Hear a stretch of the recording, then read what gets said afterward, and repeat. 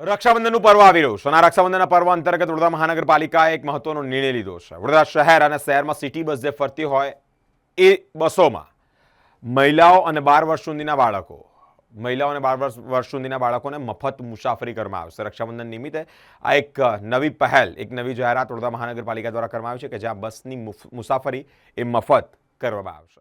આપના માધ્યમથી તમામ નાગરિકોને જણાવવા માગીશ કે રક્ષાબંધનના પાવન પર્વ નિમિત્તે તમામ મહિલા તેમજ બાળકોને આપણી શહેરી બસ સેવાના તમામ રૂટો ઉપર મુસાફરી તદ્દન મફત રહેશે. શું કહેશો રક્ષાબંધન આવી રહી છે, દર વખતે આ રીતે પાલિકા આયોજન કરતી હોય છે, આ વખતે બી કરશે?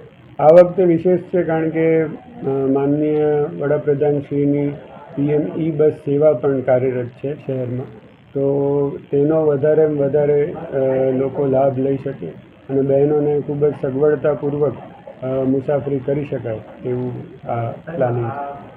કઈ તારીખ જણાવશો અને કેટલાથી કેટલા વાગ્યા સુધી આ? 28/8/2026 રક્ષાબંધનના દિવસે ફક્ત એક જ દિવસ માટે સવારે જ્યારથી રૂટ સ્ટાર્ટ થશે ત્યારથી લઈને રાત્રિના જ્યાં સુધી રૂટો ચાલશે ત્યાં સુધી.